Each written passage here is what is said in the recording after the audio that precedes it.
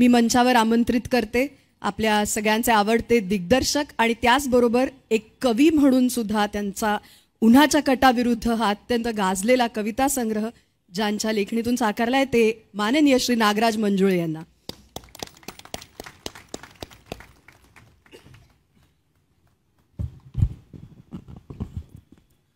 नमस्कार. आणि आनंद वाटतोय की आपण आपल्या भाषेचा गौरव करण्याच्या निमित्तानं सगळेजण इकडे जमलो आहे. पण भाषा रोज बोलायची आणि एखाद्या दिवशी फक्त तिचा अभिमान बाळगायचा अशी गोष्ट नाही मला वाटतं. तर तिचा अभिमान रोज बाळगला पाहिजे आणि ती अभिमानानं बोलली पाहिजे. आणि परवा पुण्यात एका कार्यक्रमात आम्हाला सूत्रसंचालकानं महेश सर होते, सगळे होते, त्यांनी विचारलं की तुला काय वाटतं भाषा किती दिवस टिकेल मराठी. तर मला जरा चिंताही वाटली, हसू आलं की भाषा किती दिवस टिकेल असा प्रश्न खूप वर्षांपासून भेडसावतोय. खूप मोठमोठ्या दिग्गजांनी भाषेबद्दलची चिंता व्यक्त केली आणि भाषा टिकेल का नाही हा एक प्रश्न असतो. मराठीची पडझड होते असं वाटत राहतं. भाषा संपण्याचं जे काही कारणं असतात, जगभरातली एखादी भाषा कुठलीही संपली असेल तर भाषा जन्माची आणि भाषेच्या मृत्यूची प्रक्रिया खूप प्रदीर्घ असते. म्हणजे माणूस, एखादा जीव एका दिवशी जन्मतो, एका क्षणी जन्मतो आणि एका क्षणी मरून जातो. पण भाषा जन्मायला पण मला वाटतं 500,000 वर्ष लागत असतील आणि मरायला पण प्रदीर्घ काळ लागतो. एकदाच जर आपली 10 करोड माणसं मारून टाकले तर मराठी लगेच मरेल. पण कुठल्याही कोपऱ्यात मराठी माणूस जिवंत आहे तर भाषा जगते. पण भाषा मरण्याची जी प्रोसेस आहे ती सुरू कधी होते त्याचा अंदाज कधी कधी बांधता येतो. भाषा बेइज्जत व्हायला लागली की भाषा मरायला सुरुवात होती. आणि आपली मराठी बेइज्जत होती ह्याची चिंता मला खूपदा वाटत राहते की मराठी बोलायला लाज वाटते. मध्ये मध्ये इंग्लिश बोललं की वाटतं लय भारी काहीतरी, म्हणजे मोराला पिसारा असतो तसा माणसांना इंग्लिशचा तोरा असतो. इंग्लिश बोलला तर आपण भारी आहे असं वाटत राहतं. तर मला तर खूप काळजी वाटते की आपण अभिमानानं बोललं पाहिजे.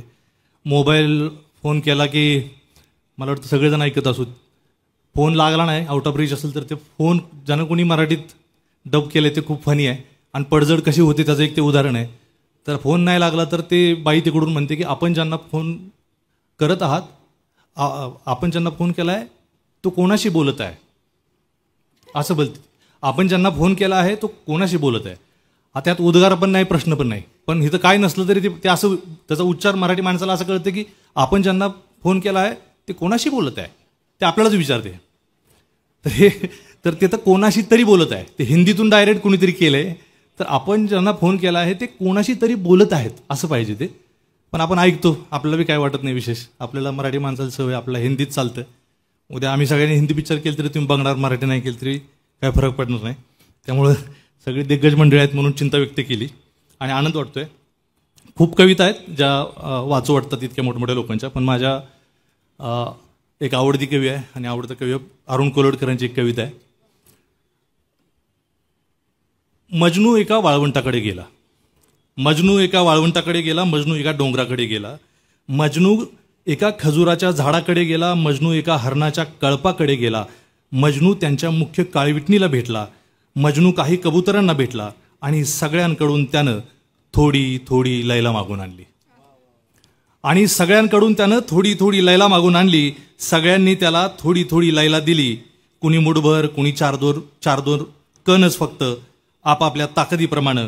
तरी त्याची झोळी रिकामीच राहिली. काही दिवस मजनू भल्या पहाटे उठून रोज नेमानं अगदी फाटकी चाळण घेऊन एका नदीकडे जायचा आणि अंधाड पडेस्तोवर छाननी करायचा घसरत्या वाळूची, वाहत्या पाण्याची. लैलेचे 2 कण तरी चमकदार आपल्याला मिळतील या आशेनं. मजनूच्या केसात एका चिमणीनं खोपा केला. एका तिरसट पुरुषाकडून लॅम आणि ए ही 2च धुळाक्षरं तो शिकला आणि नस्तलिक लिपीत ती 2 अक्षरं तो बोटानं वाळूत किंवा हवेतल्या हवेत पुन्हा पुन्हा गिरवायचा. ज्या दगडावर रात्री तो डोकं टेकून झोपायचा तो दगड त्याला हळुवारपणे रोज लैला उलगडून सांगायचा.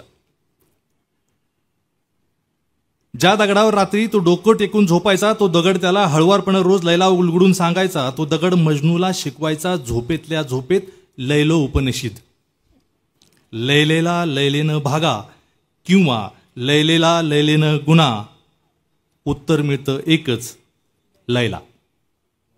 लैलेतून लैला काढून घेतली तर शिल्लक राहते लैला, आणि लैला ही एकच संख्या अशी आहे की जी मजनू अशीही लिहिता येते. तो दगड मजनूला आश्वासन द्यायचा आणि म्हणायचा भेटेल तुला लैला भेटेल, पण केव्हा?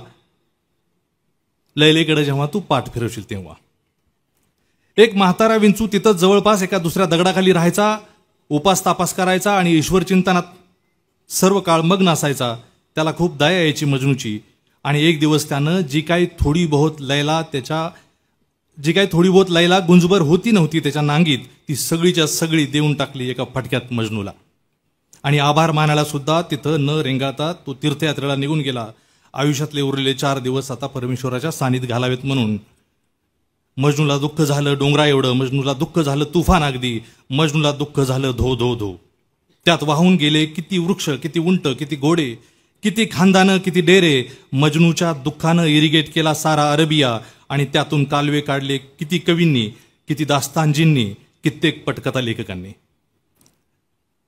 लैलेला भेटायला जाताना वाटेतच भेटली लैला, म्हणजे समोरच येऊन उभी राहिली त्याच्या, तीही त्यालाच भेटायला येत होती.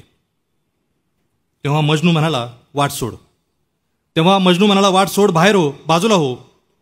लैला तिथंच उभी राहिली, खाली मान घालून जागच्या जागी. तेव्हा तिला वळसा घालून मजनू पुढे निघून गेला, लैलेच्या नावाचा जप करीत लैलेला भेटायला. धन्यवाद.